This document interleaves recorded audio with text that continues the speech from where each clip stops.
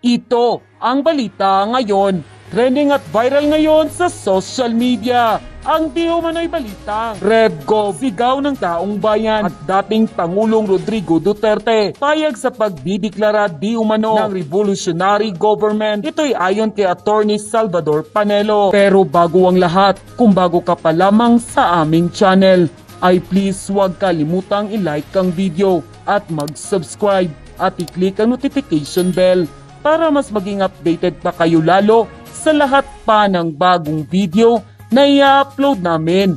At ito na nga mga kababayan, isang pahayag kay former Presidential Legal Counsel Attorney Salvador Panelo. Tahasan nitong sinabi na nagkausap sila ni dating Pangulong Rodrigo Duterte patungkol sa revolutionary government na gustong mangyari ni Attorney Panelo. Ay walang pagdadalawang isip si dating Pangulong Rodrigo Duterte na sumang-ayon sa kanya. Payag di umano ang dating Pangulo sa pagdedeklara ng revolutionary government. Ito'y ibinahagi ni Attorney Salvador Panelo kaugnay sa paghahanda ng Commission on Election sa nalalapit na 2025 midterm election. Mas pinaliwanag pa ni Attorney Salvador Panelo kung bakit nais nito ng revolutionary government. Ayon sa kanya, ang sistema natin ngayon ng gobyerno ay kontrolado di umano ng Kongreso dahil pati presidente ay nakokontrol na. Dahil sa loob ng revolutionary government, pati legislation power ng Kongreso ay maaring maibigay sa Pangulo at magiging dalawa ang kanyang hahawakan, ang executive power at ang legislative power. Dagdag pa nga ni Attorney Salvador Panelo, sinabi ng Pangulong Duterte na sabihan si Pangulong Bongbong Marcos na magdeklara na di umano ng revolutionary government. Nilinaw pa ni Attorney Panelo na ang probisyon ng saligang batas, ang trabaho ng isang pamahalaan ay ang bigyan proteksyon ng sambayanan o magsilbi. At kung ngayon, sa pagsisilbi mo, sa pagbibigay mo ng proteksyon, ay nakikita mo ang ilang sektor sa lipunan o ilang sangay ng gobyerno na nagiging sagabal doon sa tungkulin na inatang sa iyo ng gobyerno at ng estado, ay maaring gumawa ng kaparaanan o pwede kang magdeklara ng batas militar, magdeklara ng revolutionary government. May mga balaki na kailangan nitong wakasan para mas madali nitong mapamunuan ang ating bansa. Lumabas nga ang balitang ito, marami sa ating mga kababayan ang hindi napigilan ng kanilang sarili na magbigay ng kanilang hinaing at komento sa mundo ng social media. At ayon pa sa kanila, President Marcos Jr., magdeklara ka na ng revolutionary government para mawalis na yung kongreso na yan. Diyan sila nagkakapera sa kongreso na yan. RevGov, yan ay yata ang solusyon para itigil ang ambisyon ni Tamba na maging Prime Minister ng bansa. Hindi naman ang kapakanan ng taong bayan ang kanilang totoong layunin, kundi ang pansariling interest lamang. Nakakalungkot naman, pati Pangulo, nawawala ng kapangyarihan na panguluhan ng bansa. Nasaan na ang pangako na pagkakaisa para umunlad ang bayan? Kaya wala tayong pag-asenso dahil patuloy pa rin ang ligasiya ng mga pinunong self-centered at mga gahaman sa kapangyarihan. Ito ang nakakalungkot dahil sa kawalan ng kaalaman, dahil sa kahirapan, basta na lang pipirma. Mas nakita ninyo ang pera kaysa basahin at unawain ang pinipirmahan. Kayong mga pumirma, hindi nyo alam na ginigisa kayo sa sarili nyong mantika. Pinupukpok kayo sa ulo ng sarili nyong martilyo. Yung ipinagbibili ng boto nyo ay pera din natin mismo yon. Dahil sa tax natin galing yon. Kukuha kayo ng 2,000 to 3,000. Ano ba ang amount yan? Nasilaw kayo sa pera dahil kailangan ninyo o kailangan ninyo. Pero good for one day lang yan o 1 week. Pero ang impact o magiging resulta ng pirma ninyo ay sasapitin lang natin mula sa atin, sa magiging anak natin, hanggang sa magiging apo natin. Basahin ninyo at unawain bago magpirma ng anumang papel. Kung hindi ninyo nauunawaan, magtanong kayo sa marunong magbasa at mag-unawa. Walang bayad ang magtanong dahil baka sa padalos-dalos ninyong pirma, hindi nyo namamalayan na ang pinipirmahan nyo na pala ay magpapahamak sa inyo. Baka mamaya pirma kayo ng pirma, iyon pala ay sumasang-ayon na kayo na kuhain ng gobyerno ang ari-arian ninyo, o kaya naman sumang-ayon na kayo na palayasin kayo sa tinutuluyan ninyo. Payag kami na maging revolutionary government kung ito ay makakabuti sa bansa. Dahil sa kasakiman na namumuno ng Kongres, dapat mamadaliin na yan. Dahil masigasig ang Kongreso, minamadali na nila ang pag-amyenda ng saligang batas ayon sa kanilang kapakanan. Tama, dapat RevGov na lang dahil ang gulo ng Kongreso natin Pati si Pangulong BBM nadadamay sa kanilang pansariling interes. Mukhang kailangan na nga nating mag-revolutionary government dahil overpower na ang Kongreso. Pati Pangulo na didiktahan na nila. Wala na tuloy kalayaan gumawa ng kanyang sariling plano para sa ikabubuti ng bansa. Puros kontra na lamang ang Kongreso pag di umaayon sa kanilang gusto. Arlene, ano ang inilahad ng liderato ng Senado kaugnay ng gagawin ni Pangulong Ferdinand Marcos Jr.? Monica, ayon nga kay Senate President Juan Miguel Migzubiri, ito'y para mahinto na ang lumalalang gulo, bunsod nga nitong kanilang tinatawag na Peking People's Initiative. Peking. Monica, sa sesyon ngayong hapon, isiniwalat ni Senate President Juan Miguel Migzubiri na inimbitahan siya ni Pangulong Ferdinand Marcos Jr. para sa isang pulong. Kaninang umaga, kasama sila Chief Presidential Legal Counsel Juan Ponce Aguile at Executive Secretary Lucas Bersamin. Anya, binigyan diin ng Pangulo na kailangan protektahan ang pagkakaroon ng dalawang kapulungan ng Kongreso at ang pagkilala sa pagbabantay o checks and balances sa lehislatura. Kaya mismong si Pangulong Marcos Jr. na ang aapela sa mga kongresista at mga grupo na patuloy ang pagtulak sa People's Initiative. The President is set to appeal to the House of Representatives and the other People's Initiatives initiators to stop this dreaded PI or their version of the People's Initiative.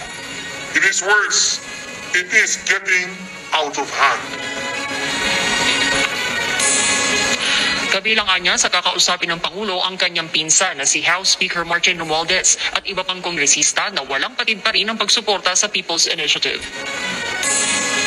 He said he will be talking to the Speaker and to all those involved. Alam naman niya na maraming congressmen ay tumutulong dito sa initiative na to. And hindi po sila nagsisinungaling. Like Congressman Salceda, si Don Gonzales was saying na they're actively participating, they were monitoring. So we all know that there were congressmen involved in this. So I hope that they will listen to the President's instructions. I hope they will listen to the President's appeal to stop all this kasi na nagkakagulo na. Kasunod ito, maghahain ng kaso ang Senado sa Commission on Elections sa COMELEC upang tuluyan ng matuldukan ang issue sa People's Initiative. Hindi pa tapos ang laban dahil nga hindi pa natutuldukan ang People's Initiative na yan. So we will be filing the necessary legal case that will show that this People's Initiative was flawed from the very beginning. Ang prayer po namin dyan ay maglabas na po ng desisyon ng COMELEC na itong particular initiative na to is flawed, unconstitutional, and therefore should be dismissed with finality. Alam nyo, dapat na pag-usapan natin ano ibig sabihin ng rally sa Davao. Alam naman natin kung ano ibig sabihin nun. Ibig sabihin nun, hindi po pwedeng mabaliwala ang mga Duterte sa politika ng Pilipinas. Yun lang po yun. Bagamat ang Vice Presidente ay pangalawa lamang na pinakamataas na opisyal ng ating bayan at mas mataas ang Presidente, nagpakita lang po ng ang ating Presidente Duterte ay merong say pa rin sa politika dahil napakarami pa rin nagmamahal at nagtitiwala kay Presidente Duterte. At ang mensahe doon sa mga merong maitim na balakin na baguhin ang ating saligang batas para magpakasasa sila sa kapangyarihan, lalaban hindi lang po ang dating Presidente Duterte, kung hindi pati na rin ang sabayan ng Pilipino. Pero ura-urada, pinalitan ko ang topic natin ngayon. Kasi ngayon ko lang napanood ang video ng Senate hearing kanina. Nag-hearing nga si Super Ate to the President, Amy Marcos, sa kanyang Senate Committee on Electoral Reforms, at abay, itong si Oñate na tumatayo na pinuno ng pirma, ay nako. Bagamat ayaw aminin sa pamamagitan ng mga pagtatanong ng senador at ni Congressman Marcoleta, mukhang malinaw na kung sino talaga ang nasa likod ng PI na yan. Speaker Martin Romualdez. Ang pinaka-incriminating, ang pinaka-importanting napiga ni Manang Amy doon kay Oñate, saan ba ginawa yung pagpupulong na pinag-usapan itong PI na ito? Napaamin niya na ito po ay nangyari sa Forbes Park sa pamamahay ni Speaker Romualdez. Paano yan? Panay tanggi siya na wala ang kinalaman siya sa PI na yan at walang kinalaman ng congressman dito. Well, booking Mr. Speaker, nagsinungaling ka. Big time. Big time talaga ang pagsisinungaling mo. Dahil lumalabas ngayon na talagang itong pagsusulong ng pirma, pinagpulungan na buo doon sa bahay mo sa Forbes Park. Sarap na mga bahay ng aking mga kaibigan, no? Forbes Park talaga. Abay, nagulat ako, iba pa palang bahay ito dun sa bahay na napuntahan ko, no? Sa McKinley. Ilan ba ang bahay mo, Mr. Speaker, dyan sa Forbes Park? Pahingi namang isa. Okay? Si Congressman Marcoleta, nagsalita na kapag napatunayan sa pagdinig na ito na si Mr. Speaker talaga ang nasa likod ng PI na yan, talagang baka sabihin na niya si Speaker na magbitiyo. Paano yan? Kung Marcoleta, mukha naman po talaga na napiga ni Manang Aimee ang katotohanan na si Mr. Speaker ang nasa likod nito. Siguro sasabihan mo na ngayon si Mr. Speaker na magbitiw na. Kasi ako dito sa Spokes Hour, ilang beses ko nang sinabi na para tayo po ay magkaisa muli, mabuo muli ang unit team, kinakailangan magbitiw si Speaker. Pero siyempre, sa ngayon po, ang dami nagsasabi sa kanya, solid tayo. Ganyan po talaga yung mentality at kultura sa House para silang mga langgam. Habang malakas ang Speaker, mga langgam na nagsisipsipan. So lahat sila, depende sa Presidente, depende sa Speaker. Pero ngayon, nagsinungaling po Paano naman mananatili sa pwesto bilang pangatlong o pang-apat na pinakamataas na opisyal ng Pilipinas ang isang sinungaling? Di ba sabi nila, ang sinungaling, kapatid ng magnanakaw? So tingin ko, Mr. Speaker, time to say goodbye. Huwag ka naman mag-alala, 318 congressmen naman yang nasa Kongreso, hindi lang naman ikaw ang pwedeng mamuno dyan. Ako nga, nasa Kongreso ko ng 17th Congress, di ka naman kabahagi ng 17th Congress, nabuhay din naman kami. So hindi naman mamamatay institusyon kung wala ka. Ang kasama ko kasi ng 17th Congress, yung asawa niya, si Congresswoman Yeda, na hanggang ngayon po ay kongresista, third termer, pero bilang party list congresswoman. So sa tingin ko po, crucial yung impormasyon na nanggaling ko Onyate. Kahit anong deny pa nila, talaga naman pong napatunayan na nagpulong dun sa bahay mismo ni Mr. Speaker. Bakit mo naman sa bahay pa pagpupulungan ang tungkol sa PI kung gaya ng sinasabi ngayon ni Speaker na siya naman daw ay nakapag-meeting lang para sumuporta. Pero ang initiative daw hindi galing sa kanya. Kung ganoon, siguro dapat sa opisina lang yan ng Speaker, nag-courtesy call at nagsabi, good luck and we will support you, let us know kung anong kailangan nyo sa amin. Pero kapag sa bahay, ibig sabihin, ayaw nyo makita sa publiko unang-una. Tinago ang meeting. Pangalawa, intimate. Kasi hindi naman lahat ng tao pinapapasok mo sa bahay mo. Ako bilang politiko rin po, bihira talaga ang mga taong tinatanggap ko sa tahanan ko. Kasi sagrado yan Walang politika sa bahay ko, no? Para sa pamilya ko yan. Pero pinapasok. Bagay, marami naman siyang bahay. Baka naman parang clubhouse lang ngayon pinuntahan. No? Pero that's not the point po. The point is, denial king. Until na booking. Ngayon, bago ng tono.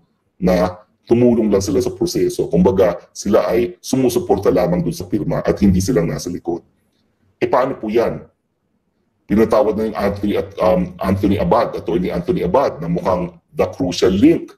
Hindi ko alam kung sino itong Anthony Abad na ito. May kilala kasi akong Attorney Anthony Abad, dating Tariff Commissioner. Pero hindi ko maintindihan kung anong link niya kasi una-una, yung Anthony Abad na dating nakakilala ko na dating Tariff Commissioner, hindi po taga-UP. So mukhang dapat taga-UP yan, no? Dahil ang mga cast of characters ay mga taga-UP. Si Anthony Avisado po, ang undergrad niya ay UP. At siya po ay may fraternity. Hindi ko lang po sigurado pero i-verify ko kung siya ay fraternity brother ni Mr. Speaker. I-verify ko po, hindi pa ako sigurado. Pero sigurado ko undergrad niya ay UP kung saan pumasok siya na isang fraternity at ang law naman po niya ay nasa Ateneo. So, anong dapat gawin? Resign. Yan naman po ang panawagan din ng mga senador. Hindi nila pinagre-resign, pero ang sinasabi ni Senator Chis Escudero, aba, i-rein in mo naman yung pinsan mo dito sa PI neto, nagkakabatak-batak na tayo. All because gusto niya maging Prime Minister. Di ba? Sobra naman yan. Masisira ang unit team dahil lang sa kagustuhan ng isa na maging Prime Minister. Wag naman po. So tingin ko po, it's really time to go. He's really more of a political liability sa inyo po. At sa tingin ko naman po, sa dami ng bumoto sa inyo at ang katotohanan na si VP Sara, suportado pa rin kayo bagamat ang pamilya niya ay ayaw na sa inyo. Pero si VP Sara, naroriyan pa rin, tupad pa rin sa inyong pagkakasama, baka naman po, kakayanin niyo pa rin ang naging leader ng bansa, katulong si VP Sara, katulong si Senator Aimee, at yung 317 pang mga kongresista na alam naman po nila na napakalaki ng mandatong nakuha ninyo. At para sa politiko, really respeto po kayo dahil sa 31 million boto na nakalap nyo ng huling eleksyon. So, ang lesson ngayon, resign Mr. Speaker. Dahil wala na po tayo ng tiwala, ang taong bayan sa tiwala sa kahit anong sasabihin ninyo. Yan po ang problema kapag nag-booking kayo na nagsisinungaling. Wala na pong tiwala ang tao sa inyo. At paano naman po yan? Kayong apat na pinakamataas na opisyalis ng bayan. Hindi na po pwede. Lack of trust and confidence. Pero kung resista pa rin naman kayo, patuloy pa rin kayong kabahagi ng Kongreso. Agree or disagree? Tignan po natin ang mga views ng ating mga viewers. Okay? Si Ju, Atty. Roque, salamat sa taglay mong conviction at kaalaman para ipaglaban ang karapatan ng mga mamamahayag at paninindigan na tayo ay nakapaloob sa demokrasyang bansa na may malayang pananalita. Ay, o nga pala po, no? Kanina nagkain kami ng petisyon laban sa order ng National Telecommunications Commission. Abay, suspendido indefinitely ang prangkisa ng SMNI, samantalang malinaw sa nagdesisyon na ng Korte Suprema na ang kahit anong paghihimasok sa prangkisa, pag meron ng prangkisa, talaga namang pong yan ay babasahin na bilang paglabag sa kalayaan ng malayang pamamahayag. OFW Job Home Bloom, hello po sir, watching from Ireland, shout out Mindanao Duterte. Kanina po talaga, touch ako dun sa mga mamamahayag na nagkain ng petisyon kasi first time ko po na naging kliyente ang mga talagang ordinaryo mga mamamahayag na ayaw maging bahagi ng balita. Yung mga dating mga mamamahayag na represent ko po talaga, mga aktivista sila. In fact, tinutulak sila ng mga pulahan, no, na magsampo ng mga kaso para lang mapahiya ang administrasyon. Pero ako naman, nakipagsama ako sa kanila kasi paninindigan ko talaga ang malayang pananalita, no, at pamamahayag. So parang nagkaroon kami ng common ground. Pero ito po talaga mga SMNI dahil sila po ay ordinary mamamayan, they do not want to call attention to themselves at sila po ay naging mamahayag dahil kabahagi po yan ng kanilang pananampalataya na itaguyod nga yung misyon na ikalat ng katotohanan. Nakakataba po ng puso kasi mantakin mo, tumayo sila laban kay Mr. Speaker at ang buong Kongreso na naging dahilan na indefinitely suspended ng kanilang prangkisa ng NTC. Minerva Oki, hello po Sir Harry, watching from Japan. New subscriber po, God bless. We love Tatay Tico. Maraming salamat, Minerva OKL. Kath CLVR, Spox, ano ang inyong opinion hinggil sa video kung saan parang hindi pinansin ni FL si VP habang paakyat sila ng eroplano? Watching from Paris. Well, una-una, may mandato po si VP Sara. So sana po hindi nangyari yun. Pangalawa, tanongin niyo na lang si FL dahil siya naman yung hindi pumansin. Okay? Wina, sana po yung 55 million na sinasabi ni Añete ba yun? Binibigay na lang sa mga may hirap? Onyate pala. Onyate po yun. O tumulong sa kapwa Pilipino. Excited ako sa donor's tax. Sana mo isa publika din po yan. Aba, oo. At saka BIR, tignan nyo. Ang income tax na binabayaran nitong unyating ito, ha? Bakit siya makakapagbigay ng 55 million? Ako hindi ko kaya magbigay ng 55 million kahit kanino. Wala ako noon na para ibamigay. Okay? Bento Tole, napakaganda ng hearing ni Senator Amy. Unlike kay Rafi Tulfo, walang mailabas na nanalo sa iloto. Abay, nagwawala po si Maharlika na para bagang sabi ni Maharlika, wala pong alam dyan na nagkabayaran. Ibang ko ba sa investigation na yan. Pero sana magbigay pa ng linaw at detalye si Maharlika. Dirty Bone TV, pag di pa naman nag-resign si Mr. Speaker niyan, yung bata na mga mismo na chuchu sa kanya ngayon, lang ako nakarinig ng inimbita ka ng bisita mo sa sarili mong bahay. Oo nga naman. So, email po. Joe, Atty. Roque, maraming napabilib sa tapang ni Senator Amy sa investigasyon kanina. Ang napakalaking mali ni Mr. Speaker, hinamon niya ang Senado maglabas ng resibo. Ngayon, iyak si Mr. Speaker. Ayan. Boy Win Andrales Ragsag, magandang hapon sa iyo, Atty. Harry. Hindi sila magtatagumpay sa may team na plano nila. Hindi lang pamilya ni Tatay Duterte, taong bahay mismo makakalaban nila. Yan nga po yung mensahe natin sa Davao. Nagsalita po ang Presidente Duterte, pero hindi lang po siya nababahala sa mga pangyayari, ang buong sambayan ng Pilipino. So pag hindi po nila pinigil yan, uulitin po natin yung Davao Rally sa bawat syudad ng buong Pilipinas. Ibig sabihin, tuluyan na ako mawawalan ng boses. The Apricot, si Marcoleta dapat panindigan niya, sinabi na manawagan mag-resign si Romualdez kung mapatunayan. Asahan ko po yan. Alam niyo naman si Marcoleta, Iglesia ni Cristo po yan, so wala yung pakialam. No? So kung anong sinabi niya, gagawin niya. At ako, kung mamimili tayo ng bagong speaker, gusto ko si Marcoleta ang bagong speaker. Myrene Dizon, kung may mga lelong pa silang panot, yun ang lokohin nila. Sir, kaibigan niyo siya, curious lang ako. Magiging civil po kayo na pakitungo sa inyo, basta madami kami naniniwala sa inyo, attorney. Civil naman po tayo, hindi naman kinakailangan mag-away-away, no? Tol Mercano, for sure, habang nandyan si Senator Amy, may pag-asa ang unity. Sa tingin ko rin po, kumbaga siya na lang talaga yung what keeps unity together, no? Joel Contreras, sana all may magandang bahay, samantalang yung aming barong-barong lang, pero salamat kay Lord. Ronila Abuba Pabroa, PI talaga sila. I agree, PI talaga sila. Maki Max Magpili, time to oust Tambalus laws and be charging court for graft and corruption. Watching from Baguio City. Good evening, Mr. Spokesman, my #1 senator. Maraming salamat, my kabayan from Baguio. Alpha Lahato, good afternoon po, Attorney Spokes, watching po from Davao City. Watch din po the Senate hearing, nagpapalusot na hard of hearing daw si Mr. 27.5 Oñate of Pirma. Ha ha ha ha. 55 million po hindi lang 27.5, 55 million. Mel on the go. Bakit po may pambili si Oñate ng entertainment house pero wala siyang pambili ng bigating hearing aid? Ay, kailangan ilabas ang income tax return. Si Max, Sir Spokes, ano masasabi mo about sa sinabi na Erwin? Hindi ko po alam kung ano sinabi ni Erwin. Hindi ko po alam. Pakitext MAC. Princess Bridget Parker, si FL Imelda Marcos po ba, hindi po ba niya kayang masabihan ng kanyang anak na si BBM? Ay, nako, kay talaga. Si FL Imelda Marcos, akala ko Lisa Marcos. Well, tingin ko po medyo matanda na si Imelda Marcos. Alam niyo naman po pag matanda na medyo in and out na. Ron Eugene Passion, may suki. Nagtawanan mga senador na siya kuna ang nag-host ng meeting para nasa bahay ni Tabaluslos. Weird nga po, no? Weird. Joel Contreras, buti na lang may ebidensya, may picture. The apricot, makakasuhan pa ho si Romualdez, that's beside the point po.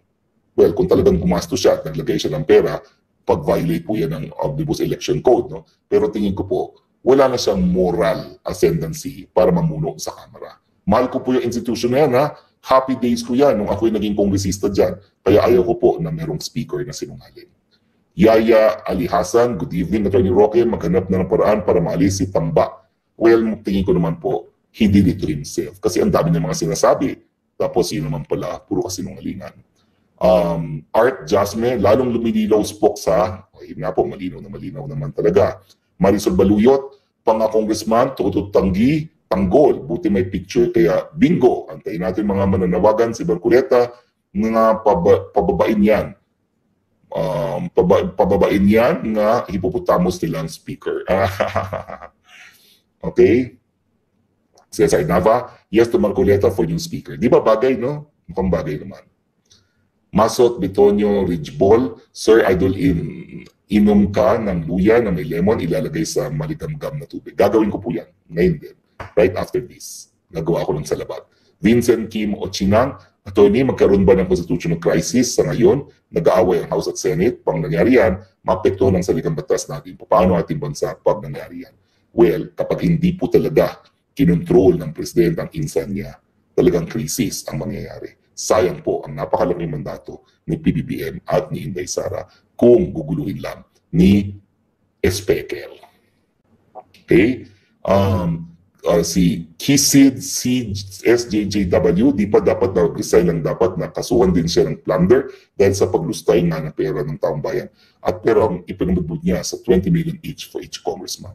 Well, isa pa pong bagay yun. Kasi alam niyo, ang ginagawa niya, yung 20 million, hindi naman galing sa bulsa nga niya, galing po yan ng Kongreso na para kasi may discretionary fund yung speaker, pambili nga ng loyalty. So mukhang yun po ang pinamigay. Okay?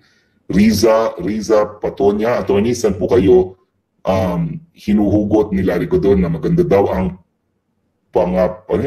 pangapatako ni BBM sa bansa natin. Intindihin natin talaga loyalist po si Larry Godon. At ako naman po, hanggang kakayanin, hindi ko po inatake at binibanatan ang PBBM kasi nga po hanggang ngayon, kinikilala ko na tambalan pa rin sila ni VP Sara. Okay? Celestina Ragnaya Obispo, na maas ka na, Attorney Spokes, thank you sa pagmamalasakit sa bayan. pagpasensyahan nyo ang mga taong hindi nakaka-appreciate sa inyo ni PRRD. We always vote for you again and again. You always deserve the best. God bless you always. We're always praying for you. Maraming salamat, Celestina. Nakakataba naman ng puso. Lionel Canta Lopez, Sir, ano masasabi mo sa explanation ni Marcoleta at Carpio sa Senate hearing? Well, talaga naman pong sagrado yan sa aligang batas na yan. Hindi dapat binibili ang lagda. Dapat talaga manggaling yan sa taong bayan. Kaya nga People's Initiative. Okay? Ay, maraming salamat po ha. Pasensya na kayo talaga. Medyo malatnat. Kinakailangan ng ipagpahinga ang boses. No? Nakadalawang beses na naman po ako sa Pulso ng Bayan ng Lunes, by Zoom at kanina personal. Bukas po, mag-absent po na ako sa Pulso ng Bayan dahil pagpapahingayin ko lang yung boses. Kung 2 oras na naman ako dadakdak doon, tuluyan ako mawawalan ng boses. Pero ulitin ko po, maraming salamat po sa mga magigiting na mga mamamayan ng SMNI na ninindigan po para sa kalayaan ng pananalita at kalayaan ng pamamahayag. Alam niyo po ang karapatan, talaga pag hindi pinanindigan, lalabagin at lalabagin ng gobyerno. At yun na nga mga kababayan, ano na ang masasabi mo? Kung mayroon kayong hinaing at komento patungkol sa balitang ito, please comment down below. Pag-uusapan natin yan sa comment section. At kung nagustuhan nyo ang video, ay huwag kalimutang mag-like at i-share na din para mas marami pang makaalam at umabot ito sa marami sa ating mga kababayan. Maraming salamat po.